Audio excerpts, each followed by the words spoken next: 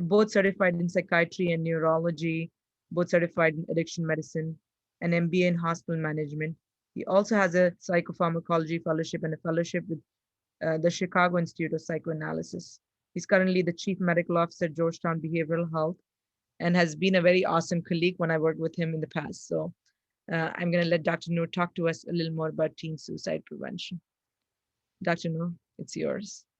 Okay, thank you so much, Dr. Khan, and thank you for inviting me to this amazing platform for kind of like enriching the information of the community and hopefully participate in any way to help for that. And I'm just gonna try my best to actually make the talk brief and just hit few bullets that I think it is important for me as a father as well as part of the community to actually remember these things and know what can be done about it. So thank you for that. Thanks for the Masjid, the NAMCC, for allowing this to happen as regular as possible. The mental health awareness is one of the most amazing areas of like deficiency that we have. And I think the more opportunity that we get to actually talk about it and destigmatize will be very helpful.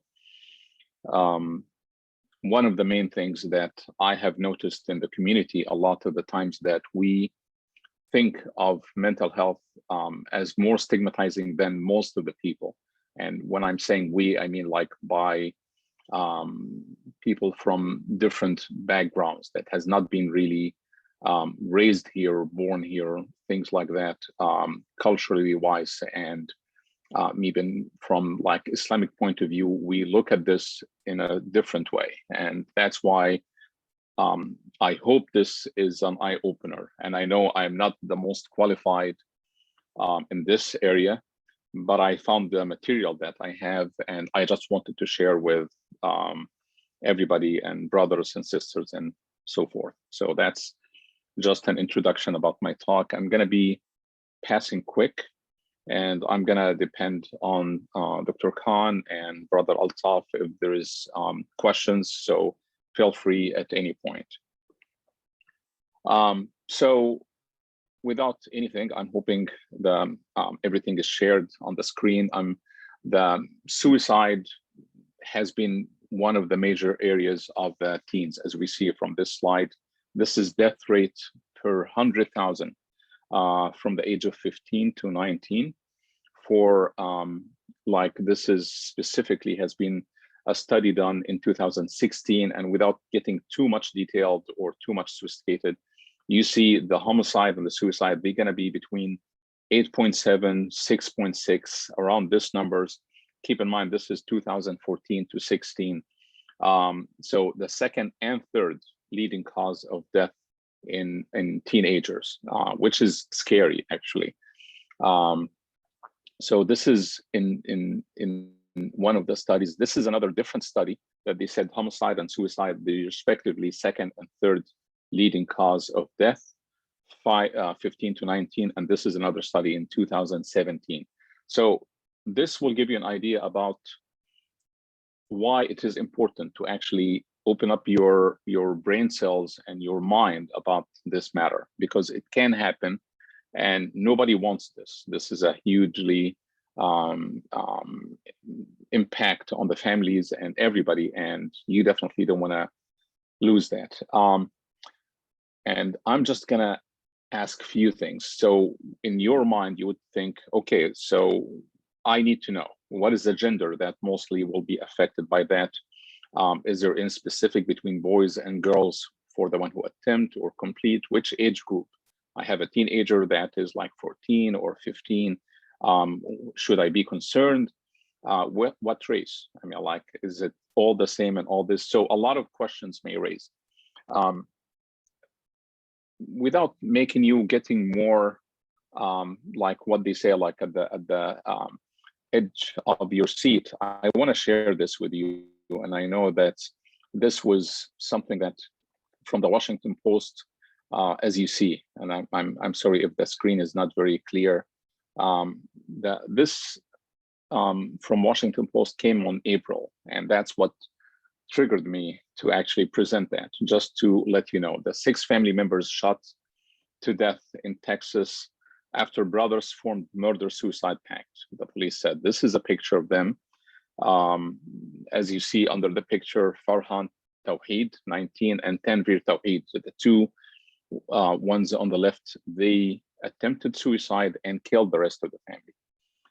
Very tragic and horrible and sad and depressing event to a family that is really just like my family and your family and everybody's. And how did this happen? And he was in UT Austin. He was studying computer science. He's 19. His brother is 21, and his twin, the one in the picture that you see, is 19. So they killed themselves, and then they also killed their family. And I'm sure a lot of you has maybe read the events and everything. I don't want to make you feel bored about the details and all that, but basically he put on Instagram that, hey everyone, I killed myself and my family, and nobody else knew. This was probably Friday, and then somebody saw that, sent the police for farewell check on Monday. So like almost, this is a time frame, almost 2 days after, and they found 6 people dead in the house. And this was in Allen, Texas, just close. So they killed the mom, the dad, the twin sister, and the grandmother, 77. This is the people, and themselves, of course. And they said another thing that maybe one day we'll have another presentation of Dr. Khan or somebody. They said, like, because gun control here is a joke, meaning in the US and Texas. So this is just a highlight about the event that is risky, and we cannot just say this is far from home. This is never going to happen to me. This is because I think we need to really get to the point of like, if it happened, then it may happen. So I need to actually be aware about that. Without too much details of graphs like this, the prevalence is high, as you see. Female prevalence for mood disorder, any mood disorder, whether depression or any other mood disorder without specification or anything, is higher than males. As you see, the one on the right, as you grow, the prevalence or that it can be higher rate in teenagers is much higher with age. So 17, 18 is higher than 15 to 16, higher than 13, 14, and so forth. So as your teenager is growing, keep an eye on that they may actually develop more and more severe mood problem or depression or things like that. The severity of mood disorder can be 4.7 versus 14 for just mild and moderate. This is another graph about the prevalence. For the sex of prevalence of major depressive episode, which I'm sure has been covered in the past 6 presentation before me, which is like a severe clinical depression. It is much higher in females, almost like 19.4. So almost 1/5. If you have a girls, teenagers, 5 of them, you probably will have 1 of them to be having severe clinical depression. Males are not that high, so always keep an eye on the females. However, I will come back to males because males are actually much more successful, as the news report that we discovered is the completion of suicide is much more in males than the attempts. Attempts tend to happen more in females versus completion of suicide more in males. Age, this is along the same lines I talked about, 16 and 17, much higher than younger age. Race is probably around the same numbers. There is not a whole lot of change with that. And this is percentage. This is not like the death rate. So 19.4%. This is another recap of like, it is, as I said, like the depression is much more common in girls. The incidence increase with age. It is roughly about 12% of lifetime to happen in adolescents, not small number. We're not talking about 2 to 5. So keep that in mind. Most of the episodes resolve, but over half will relapse. So she had an episode like 6 months ago, but now she's recovered. That doesn't mean that you are out of the bushes or anything. You got to keep an eye on it. Comorbidity is a rule. Comorbidity with what? With an anxiety, comorbidity with substance, comorbidity with other forms of mental problems is the rule, not just going to come as a major depression. So you may say, oh, they only have ADHD. No, it doesn't happen that way. They may have something else. On top of that, they may have depression and all that. And obviously, Dr. Khan has much more knowledge about that than myself. The suicide attempts, as we talked about, are much more common in youth. It's 46% compared to 28% in adults. So the attempts are much higher. The problem with youth is you never know when it is like gonna work at one point. You may think it's like not really that serious, but by the time they continue to do more attempts, one of them may actually be successful, God forbid. So is it easy to diagnose depression in adolescents? Not a whole lot. And I know with experience and being more specialized and all that, that's obviously easy, but not for the layman, not like as a parent. Why? Because sometimes the primary presentation, they are not going to come to you and say, I'm sad, or I feel depressed, or I feel down. Most of the time, they are not going to say that. Because again, because of the same culture phenomena of depression and being a stigma, or being like, I'm not sad, I'm just I'm angry. There are a few things going on. Or they may say, I'm having a rough night. I didn't sleep well. I'm having a lot of anxiety. I have a test there. Or they may say, it's a matter of stress. I'm going through a lot of things going on in school now. I'm going through a lot of issues with my friends. So they are much less forthcoming about presenting with any depression or saying I'm sad or things like that. You add to that the addition of the peer pressure of like possibly experimenting with substance and the teenage behavior, and parents who might be enabling and say, oh, they are just hormonal, they are just going through this, we all went through that. Then you get yourself into like a huge problem in the middle of your house, and you have how big it is until it is like that. Unfortunately, I don't want to make it boring or anything, but I would like to have the picture of the family that you have seen in the Washington Post to be in your head. I'm sure if you would have like had an interview a month before that happened with the mom or dad or something, I'm sure they tried everything, but I'm sure there is some sort of like, that can never happen in my house. They can never imagine that their kids will go to buy guns and plan that. I'm 100% sure about that. So I'm not saying anything about deficiency or anything, but I think it is integral part of us as a parent to be having some sort of denial. And that's part of just parenting, I think, that you don't get to see everything. And that's why I'm raising that issue, like to talk about the red flags and talk about things that we all have to be aware about. So I know I'm going a little bit quick and fast, and this was a little bit of a jump start, but I need to take a pause here and ask, everything is okay so far, or do you have any questions so far? Going well, Dr. Noor. Thank you very much. I think I have Okay. a couple of questions. We'll go through them at the end. Okay. Yeah, these are all eye-opening statistics that you're bringing forward.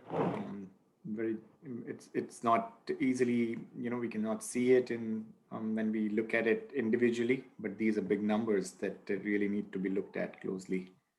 Exactly. exactly. And that was my introduction. I just wanted to have everybody's attention to see that we really have a big problem, and you don't want to be missing that. So moving to that, what are the clues that we can actually detect? What are the red flags?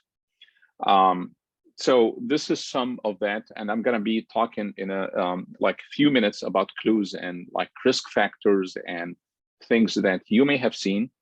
So this should raise your like antennas about, okay, well, is that this or is that that? And so falling grades, obviously the school performance is not as good as before. There is a lack of interest in activities like they used to be loving to actually play sports or go out with friends or go to like their recitals or go out with friends, and that has changed. They are more isolative. They are not as motivated to do these things. More fatigued. The energy is not as high. They are spending most of the time in the rooms. They are most of the time sleeping. If like that next point is more with friends actually than parents or siblings, maybe they are talking about death, morbid preoccupation about that. Is it what happens on this, what happens that, so they get to be more thinking about it. And then you may hear from friends as well about social media, or they put this on the social media or put that, which is a good thing. This is, if anything can be positive out of social media, I think this is one of the positive things, that it can be alerting to people, say, oh, he's putting this on note or putting that, hopefully early on before anything like crisis way happens. And then, as we talked about anger and irritability and aggression, just fighting a lot and being edgy and being very irritable all the time, like no level of peace because there is something brewing. I'm not going to go through bullying. This is a whole not another thing, but I put it here because it's a lot of trigger as well and a lot of risk factors, especially with like school shooting and stuff like that. That's another factor. But even if it doesn't mount to the level of mass and schools and stuff like that, it is a huge trigger for people when they feel alone and they feel like, I don't have any friends and people are just making fun of me in a very specific, sensitive age, that their self-esteem and self-identity is being formed, and they have all that. So we're not gonna spend too much time on that. What is a risk factor? If you would think now, and I would like you to, what would be a good something that you would think that is a risk factor for suicide? Not for depression, for suicide. I probably would tell you that the first thing that you have to think about, as we said, the previous suicide attempts. Again, this is, we talked about much more attempts in adolescents compared to adults. So once you have an attempt, this is automatically should become like a risk factor. Don't ever like deny that or put it on the back burner and say, oh, it was just because of this, or it was just because at that time parents were going through a lot of fights or separation or something like that. If it happens, then it paves the way. It's almost like the kindling process. It paves the way for the next attack. It becomes the easy way. I remember a lot of like, and I'm sure Dr. Khan shared the same thing, a lot of the patients would say, having the suicide thought in my head is like appeasing to me. It's almost like, I know there's a plan B. There's always something there. And that's what you don't want. You don't want the suicide to be any plan, B or C or F or anything. You don't want it to be, if this doesn't work, I always can do that. No, that's not a viable or healthy way. So previous suicide attempts, the high intent or the lethality of the method, like, which are two different things. If you have a mean at the house, like guns and stuff like that, as we saw in the news case, they said like it's a joke. They were able to go, and obviously all you have to say, do you have any history of mental illness? No. So, and then you have a gun, especially here in Texas. The high intent that you really, I don't want to joke around it. I will just want to do it. Psychopathology, which meaning the following, the points behind that, which is could be the major depression, could be bipolar, could be substance use, could be personality problem, conduct disorder, any of the above, like having how severe it is. And actually, just to mention as well, in the report that we read from the Washington Post, they had a long history of depression, or at least one of them had a very long history of depression since he was 9. And previous history of treatment and mental illness and all that. So I'm sure there is all of the above of that. Then the risk factors of suicide. So what I'm trying to say is, in that particular incident that happened in Allen, Texas, there has been a lot of flags, and there has been a lot of resources, I'm sure, being utilized, being into like they had a mental illness and they had this and had that. But it how it happened at the end and what is everything, it is just, we need to be keeping track of that. Other risk factors, demographic, not the individual ones, is the age. As I said, like the more you grow with adolescents, like 15 to 19 is much more risk. And so 18 is more than 17, 19 is like, it goes that way, at least according to one study. Being a male, that's definitely much more high risk for completion. White, and pregnancy, that is also another thing. If it happens and kind of like unprepared, of course, and unplanned, and it's like having a major catastrophe at that age, then it becomes, okay, well, I have to get rid of my life. According to like another risk factors, family and environment is, as we talked about, the presence of firearms in the house. If there is one, please make sure you have a safe, and even the bullets in a different safe, or not to have one, or if you have one, even don't let them know about it.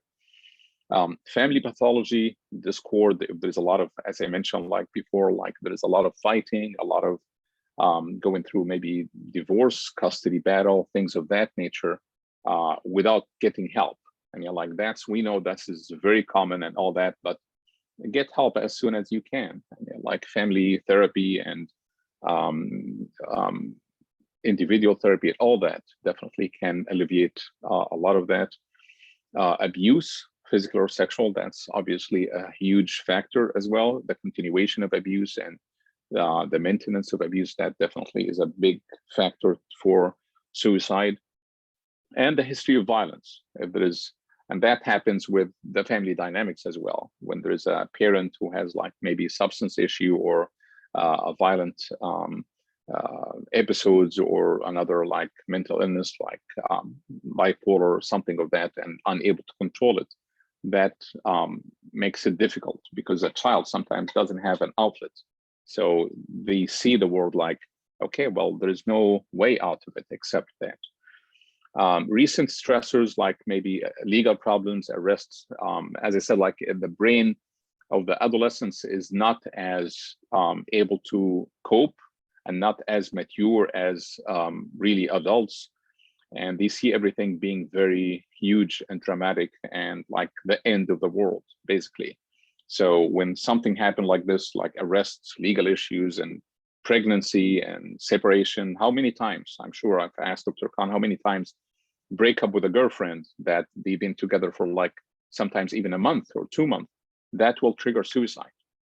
I'm sure that's extremely common. I mean, like just separation for them is like huge, like abandonment, like the world is done. It's like, I cannot live any one more day.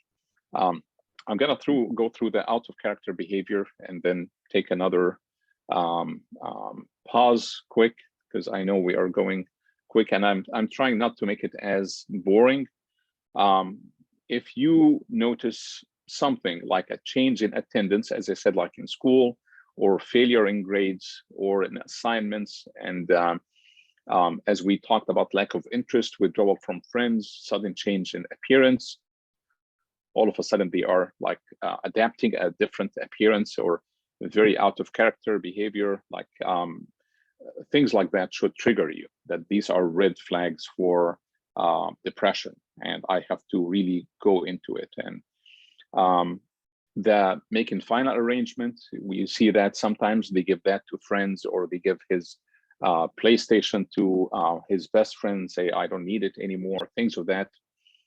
These are the, like, can be a trigger as well. As we talked about irritability, aggression with classmates or versus siblings versus even parents. We talked about being preoccupied with suicide or death, and changes in eating and sleeping habits.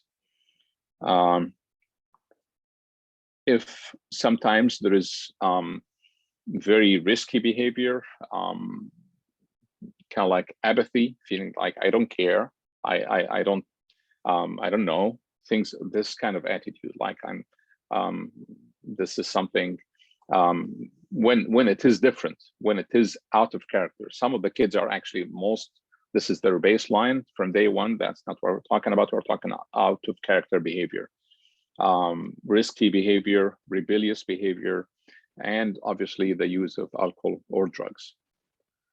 So I don't know if Dr. Khan, do you want to add anything, or if you have anything to add to that list before we proceed?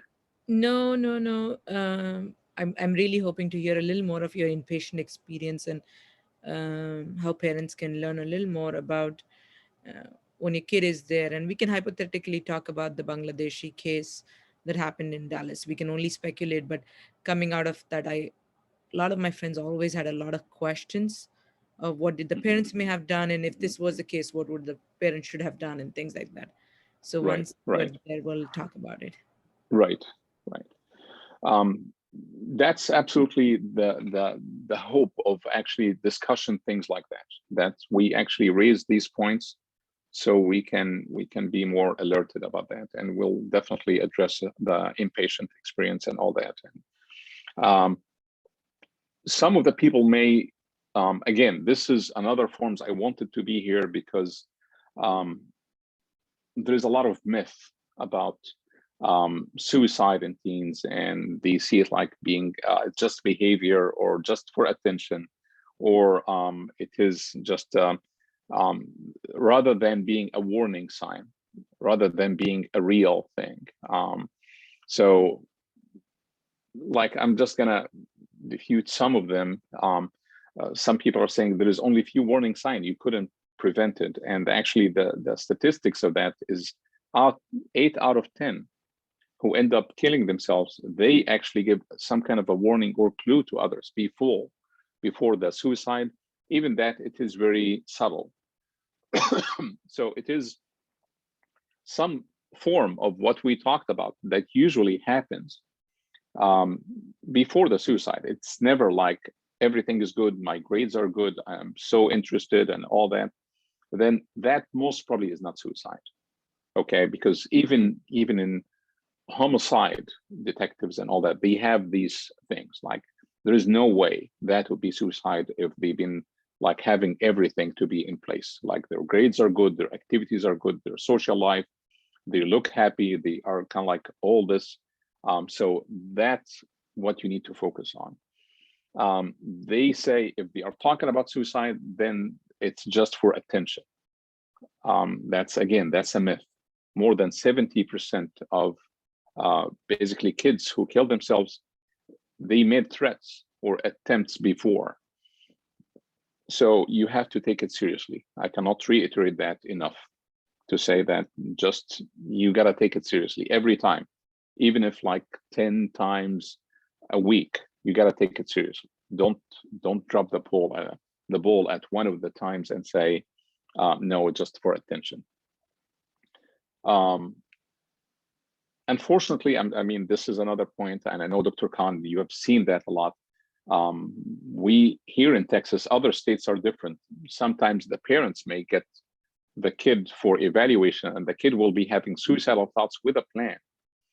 And sometimes recently, actually, with some kind of attempt or even cuts or something like that. And then the parent will say, no, I'm not going to admit them. I'm just going to take them away. I'm going to keep an eye. So, and they even refuse like partial hospital or something like that. So that is very alarming. That I don't know how that can happen. I mean, like if the kid is having this, how are you going to keep an eye? I mean, like that. So there is no way. The kid is like screaming, "I need help," and you are just saying, "No, I'm going to take care." People who are suicidal, determined on dying, and feel there is no turning back, definitely not, because that's another myth. Because they are as conflicted as anyone else about death and suicide, and we already know about all our like comfort zone, and we don't know what is on the next level, what is behind the doors, what is happening behind. I mean, like there is obviously a level of uncertainty, especially about death and all that. So nobody is going to be willing to jump into that blindfolded, if I may say. So they definitely have a lot of conflict, and if they do that, they don't do it out of being intrigued or anything. They do it out of being like severely depressed. It is very dark in here as well. The claims for suicide is like 5,000 a year, so huge number.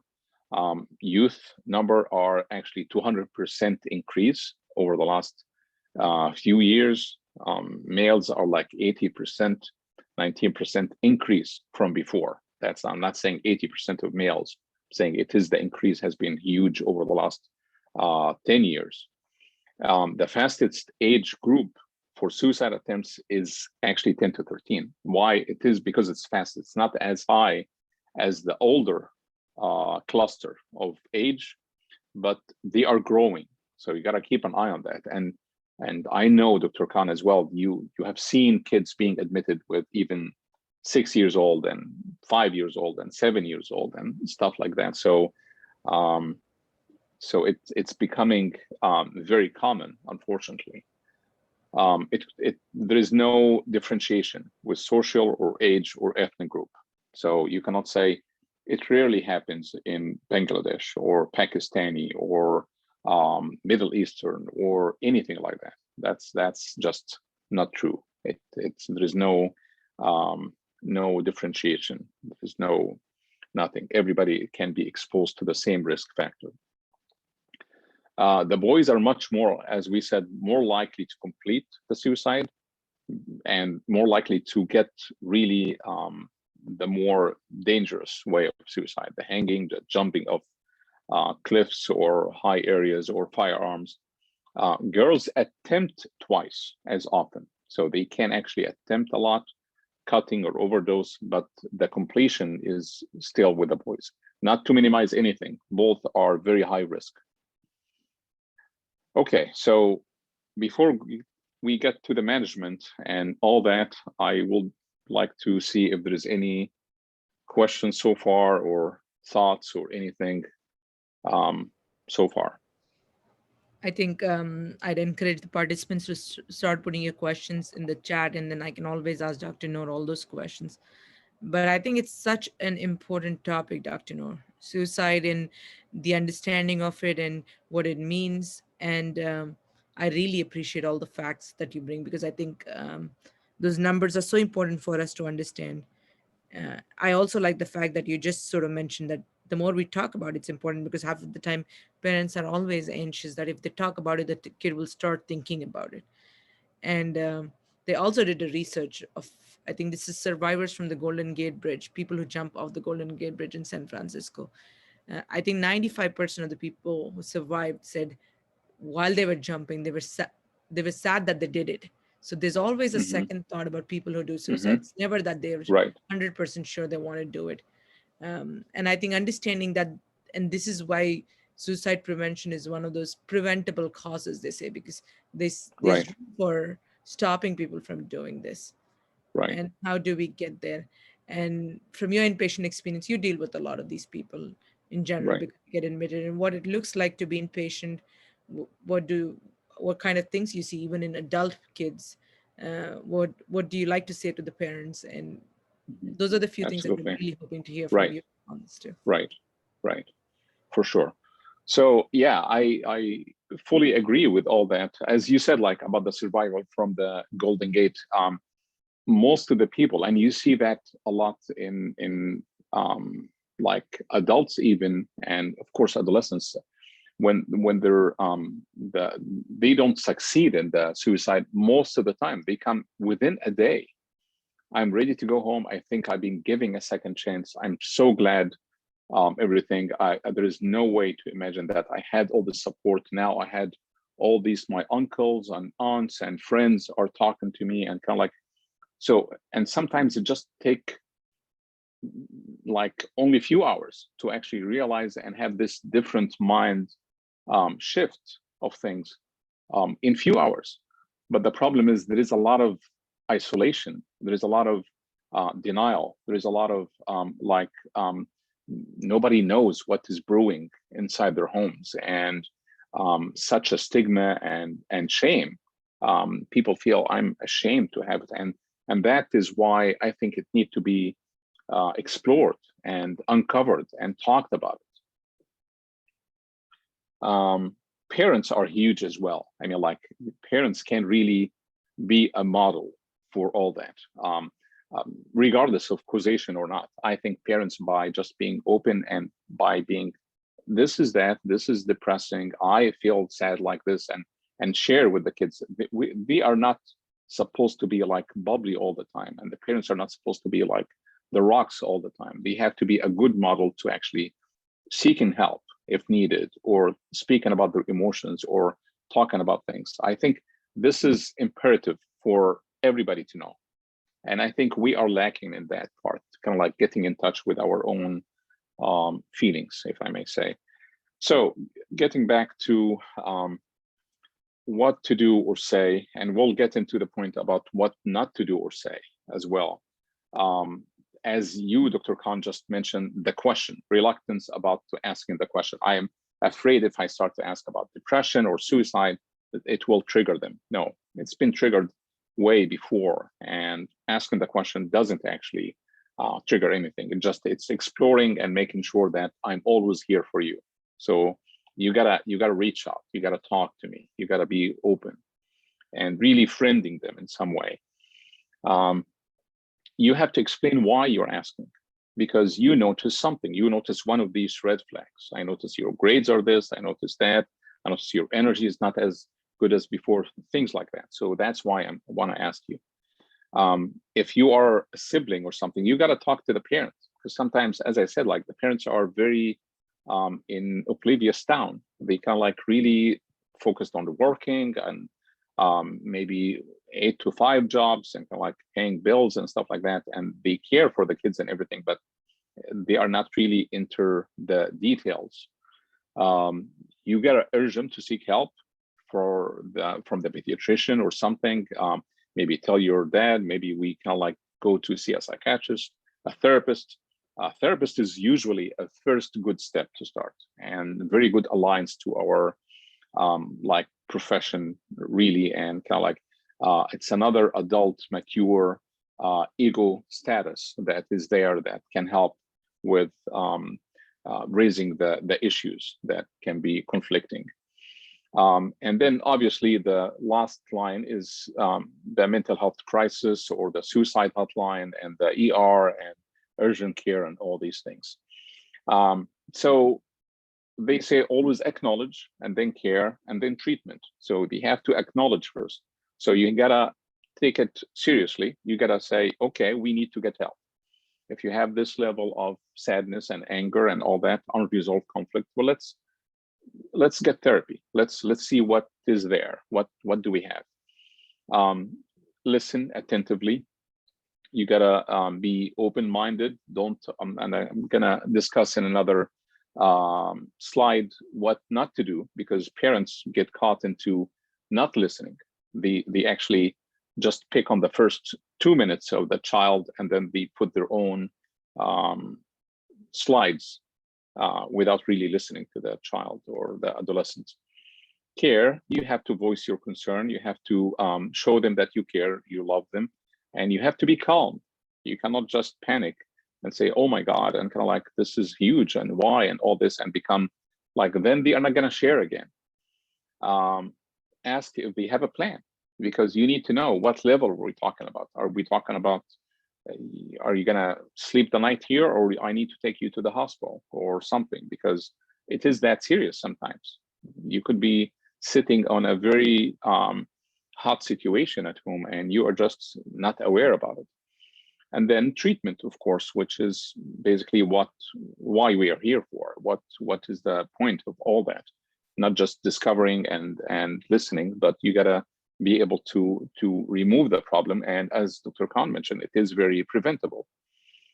What not to do, and this is basically more important in my opinion, don't cheer them up, or don't say, you're gonna get over it by tomorrow, you just need to sleep, or you need to cut these friends from your cycle, or you need to do this and take it lightly. So this is the two ends of the spectrum. Snap out of it or cheer them up and kind of like, oh, let's go have an ice cream, or that's not going to be fixed by an ice cream. Don't challenge or dare them. Of course, never do that. Don't assume the situation will take care of itself. They need to grow. A lot of parents think like, okay, well, it's part of their journey, or it's part of their growth, and they will get over it. Don't assume that.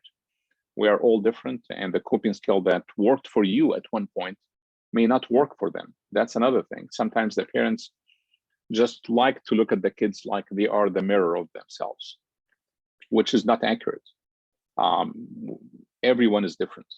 It's like fingerprints. So you really cannot assume that you had the same problem and you overcome that. You can share that with them, but don't assume they're going to end up in the same place that you are.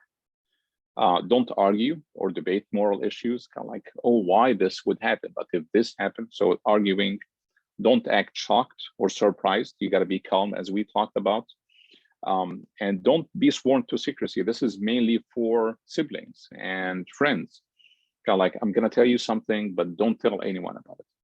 I'm thinking about this. That's definitely has to be disclosed. We know that. Even HIPAA, if you have thoughts of hurting yourself, you gotta disclose it. You cannot just sleep on it. And don't risk personal safety. If he's making threats or anything like that, you gotta call the police. You gotta call 911. You have to do something. Once he makes something like that and leave the house, you got to do something. So don't assume he's going to be angry and coming back. You never know if he's ever going to be coming back. So this is important, and as I said, like even more important than what to do, because sometimes we get caught into one of these things. This is another, I'm not going to take too much, but this is about treatment. For treatment, so just to show you the this is from the NSDUH, the National Survey on Drug Use and Health in 2016, major depression episode for the past year among adolescents. I'm sharing this because 60% had absolutely no treatment. And if you think about it, people with severe depression, adolescents, I mean, 60% of them didn't get any form of treatment, didn't even ask help, didn't even get exposed to anything, not even school counseling or anything, no treatment. They did not referred or anything. Medication, only 2%. I mean, like that's basically pediatrician and psychiatrist and professional. So everybody that we see only for medication, 2%. Health professional and medication, which means therapy and medication, that's 19%. That's basically all my life and Dr. Khan's life and people like us. We only see 1/5 of the population that need to be helped. So, and this is a shocking number. Like if you think about all the patients I'm actually seeing every day, me and the rest of the psychiatrists, psychologists, therapists, and outpatient providers, outpatient psychiatrists, Dr. Khan's level of care, and all the nice, fine psychiatrists outside, we only see 1/5 of population that need to be seen or addressed. So we are missing like 80% of the pie is missing from that. Health professionals only, which means therapy or some kind of like once a week treatment or once every 2 weeks or something, that's 19%, which is a good number. And that's hopefully, that's what I'm saying, like this is a good alliance and a good awareness, because they can raise the flag. If the parents are in denial or not very stable environment or something, the therapist can always make an additional call or kind of like refer, and we see that a lot, referred by their therapist or referred by a pediatrician or something like that. The final piece, without actually getting into details about that, medication obviously is very important in certain cases, not the treatment of like all the adolescents. We all know that, especially in adolescents. It is basically, it depends on symptoms like anxiety, depression, problem with sleep, things like that. Every kid is different. They respond differently to medication. It's not always a forever thing. That's another question I'm sure Dr. Khan is getting all the time, like how long I should be on it. Is that for life? And definitely not forever thing. Some, yeah, you definitely don't need to stop it cold turkey. If I said that it is not forever, you don't need to stop it on your own. I'm here, or the psychiatrist visit is here for a reason. And it can be a scary thing for parents. So a lot of the parents would say, no, no medication for my kids, and regardless of the level of depression. So sometimes I don't know why they bring them to see a psychiatrist if they're not gonna agree to treatment. This is different levels of care. There is huge level of care, as I said, like even in place community-based, even if you don't have insurance and stuff like that. We here in Texas, we have Blue Bonnet, MHMR, integral care. There is group therapy, there's family therapy, whatever can be tailored to help with the adolescents and the families. A lot of the kids don't like group therapy. They prefer individual therapy, one-on-one. That's, I think, the majority, but a lot of them also like group therapy because it's actually very empowering when you get into groups and see that other kids are also going through things. The universality of that and taking away the shame, that helps a lot. Involving them in some kind of family dynamics and family therapy is amazing as well, because the parent get to hear a different angle. And I need to tell you that sometimes the parent is totally blind about a lot of the things that happen, or how the child is actually feeling towards the parent. And it becomes like extremely empowering, and sometimes only takes like even like 6 sessions or anything like that. Okay, this is the resources I got my presentation from, and I think that's about it. So in conclusion, I just want to thank everybody for attending and taking the time to actually listen to that. And I think it's an important matter that we need to keep an eye on, and we need to continue to actually make these reminders over and over and over again. That's the only way I can see we can destigmatize and removing the shame from that and getting people to talk and look at it. You cannot see what is under the microscope unless you actually see in the microscope. So how you can actually see your child without actually seeing, it's almost hard. So you gotta look for something. You gotta be able to notice all these things, and hopefully at the end we all have a good, stable environment at home with our families and everybody, inshallah. Dr. Noor, thank you. Thank you very much. I mean, this topic is, I've been letting our presenters choose the topic. So you've chosen one of the most difficult, one of the most important topic. And I really hope that we'll be able to kind of revamp this again, come back again and talk about this again every year as you are, as a presenter, because I certainly know that it's such an important topic. It's one of the most difficult ones to talk about too. Right? So talking about suicide and talking about, and I, by now I would have had a lot of questions, but because it's a hard topic and it's a lot to absorb in, I haven't seen any questions, but I appreciate all those statistics, because that's a very key point that people think that, oh, my kid's talking about it, or I'm talking about it. How do I get help? I'm the only one who's getting help. But you forget that only small percentage, really 2% for medication, only about 20% are really seeing healthcare professionals and medical professionals. So 60% of people are missed out. So definitely good numbers. And I also like that mnemonic of yours with acknowledgement, ACT, right? Care and then treatment, Yeah, and what to right. say, what not to say. Thank you Those are, so much. yeah, those are really important topics. And I know we've never brought this up, but since you have brought the Washington Post, I really wanted to hear from you. I know we shouldn't be talking about people we don't know. We shouldn't be talking about something, cases that we haven't seen. But I really wanted to see hypothetically if we had to talk about a family, because that's the first question most people feel. And honestly, I say to everybody, depression, anxiety, it can happen in your family, it can happen in my family, it can happen anywhere. It's so common now. It's just like diabetes and hypertension, especially with the stressors, the COVID, kids online. It's become more and more common. So the more equipped we are, like you said, we have to play it on repeat. The more we hear about it, the more we want to get help, and the more we understand it better. But I'm just curious to know if you had, you've have a lot of inpatient experience, you have experience from different states in United States to do psychiatry, and you've done this for a long time. As an inpatient director or a doctor, when family comes in, they've understood suicide, they've gotten help, they are there, but they're always anxious about medication and inpatient treatment. What would you think, or if this family had come to you, what would you have said, or what would your thoughts be on it?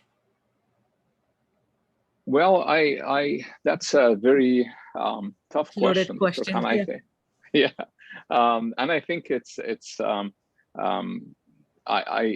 you understand. I hope I would never have a patient or a family that would go through that ever in my life, and you as well. It's like Yes. almost like it's a nightmare for a psychiatrist to have this, and that's why Absolutely. we have to face it. And it's a grief process that really anybody around them, and I'm sure psychiatrists and the mental health and all that, they would doubt themselves forever if they've taken care of them, and what did I miss, or what did I do, and all that. And sometimes nothing really. I mean, like, you have to do your part, and at the end, I mean, like, there's a lot that you cannot control. And in this particular case, what I read between the lines and everything, the father was working in the very busy and all that, and I think in software and things like that. The mother is home. What would I say or think about that? You look at the picture, everybody looks happy, very nice background. I'm sure in social media and everything, the picture is very bright, and they got everything. They have everything in place. The twin sister got a scholarship in New York. The brother is kind of like already in UT Austin and all that. What is not seen is what I'm trying to say. Please see what you cannot see. That's what I'm trying to say. Please try to be attentive to what anything else in that picture that doesn't show. That is the take-home message, which Yeah. No. is, there is a long history of mental health. There is coming separation from the twin sister. He got evicted versus like being told expelled from the dorms from the UT for some reason. I mean, like, I read the article, it doesn't really say anything, but he probably uttered something. There is some kind of, I may have to say, because I'm assuming I probably may actually fall into the same thing, that it was taken lightly, and he probably may have actually refused. And you've seen that a lot of the times. And how many cases that I have told the parents, you need to get a guardianship. We are just wasting time. You cannot let the patient run the show while you know they are not the best judge. We don't have any disagreement, you and me, Dr. Khan, and anybody else, that the kid in this situation had very poor judgment and very poor insight, most probably. First of all, he didn't ask for help. He decided to go ahead with the suicide and then the homicide for the family as well, for both, to make sure that they don't go through pain.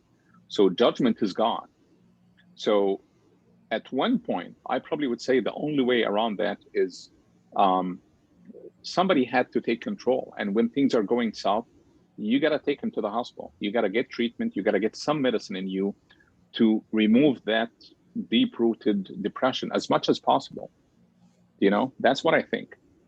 Most definitely. I think the other struggle I had, right, we were having this discussion with a couple of other friends, is some of them said, because some of his letter mentions him getting medication, some of it mentions partial hospitalization program, no inpatient, but some others. And they were like, oh, at least the family was mentally aware about mental health. And I'm saying, how many families do I see that are mentally health aware in a way? They know about mental illness, they get their kid help, but how good is the help? Just getting medication, not taking it more than a month, dropping it, then saying, okay, we're doing better, let's cheer up, let's snap out of it, let's do other things. I sit in my clinic and explain so many parents who, I'm talking about CEOs, I'm talking about people in Austin who are both parents educated and things, they're like, we'll do anything, we'll take the kid on a family holiday, but not get them admitted. And then, well, for that short period of the kids doing better, and then they do not go inpatient, do not get the full help, they do not do family therapy, and then they're like, oh, we're better now. So I mean, there's a lot of I'm kind of Resistance. trying to find the word. Resistance, plus they do help, but it's such broken help that you wouldn't call it treatment plan in a way. Getting medication for a month, if we had to prescribe say Prozac, they'll take it for a month and they'll stop taking because my kid was doing better. And then 6 months later, of course, the kid's going to be at the same place. And then they some help for a few weeks and then they stop. Instead of saying, I often say, take medication for 6 months, get family therapy, get individual therapy, get everything like a package. And then when you're done, if you're still having struggles, do it for 2 years. But most people just do it for a short while and kind of take a break. I'm sure you see that a lot. Inpatient is such a big revolving door. Very, very. And that's why I think, Dr. Khan, that this topic, when I was thinking about, it's a matter of, like, personally actually affect me, like me as a person, like as a personal psychiatrist who is practicing. I've been like doing this for more than 20 years. And sometimes I feel like I wish I can just shake the parents and hold them by their arms and say, no, that's not enough. That's not enough that you just to be enabling them and say, and wishing that everything is going to turn to be good. You're going to lose your child, or you're going to lose your wife, or you're going to lose somebody. That's something else need to be done. Don't just expect the medicine. You know, he's not going to continue after a month. You know, he has no insight. You know, he has this.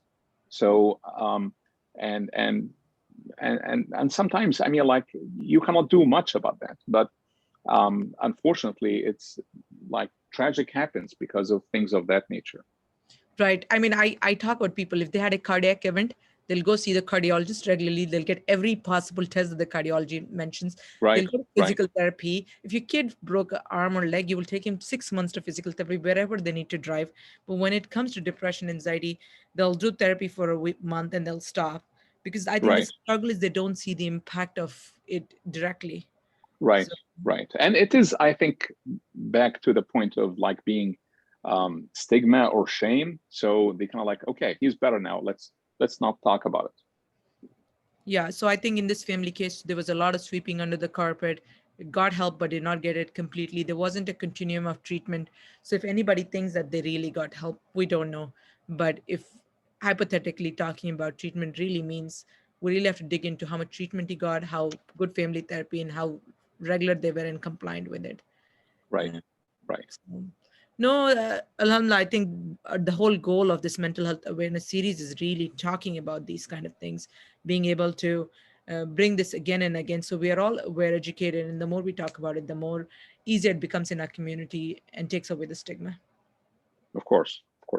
Thank you so much. Jazakallah for doing it. Thank you very much.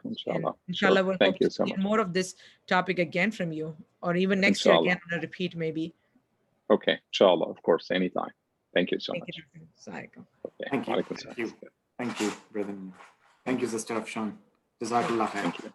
Wa yakum, inshallah. Thank you.